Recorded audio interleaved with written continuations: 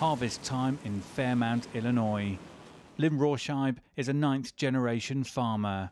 She and her family farm some 3,000 hectares.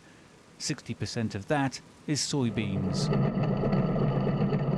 As the combine harvesters plough through the fields, an app reveals the likely yield.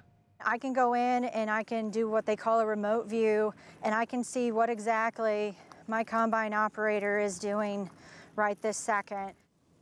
But Lynn is deeply concerned. The price of soybeans has plummeted in recent months. It follows the Trump administration's decision to impose tariffs on China. That was then followed by China imposing retaliatory tariffs on a range of US items, including soybeans. The way the commodity prices are right now, it's kind of a, catch and miss game here that we're trying to figure out, well, if we go this way, how much of a loss could we potentially take, or if we go this way, and so I mean it weighs pretty much on it really hard on us right now, trying to figure out which way is the best avenue. We visited Michelle Vang's farm in January before seeding had begun.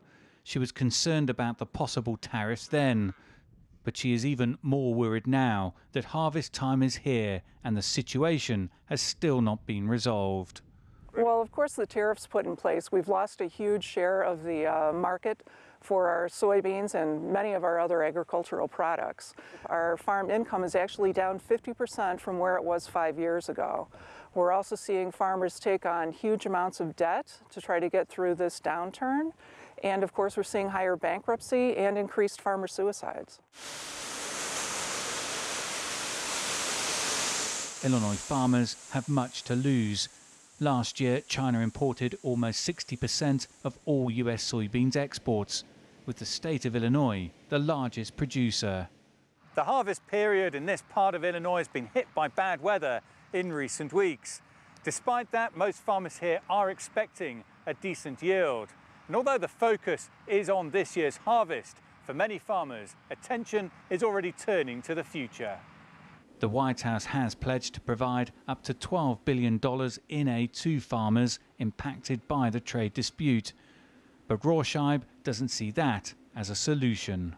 If this keeps going on for another year, 2 years, 3 years, like some people have projected, it's going to tremendously change the way that the farming industry and agriculture is, not just in Illinois, but throughout the entire countryside. And, there's going to be a lot of people who aren't going to be farming anymore, and that's just not a good situation for anybody in this country. The mesmerizing machinery of a combine harvester is a thing to behold. This year promises to provide a bumper crop for Illinois farmers.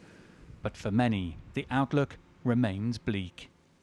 Dan Williams, CGTN, Fairmount, Illinois.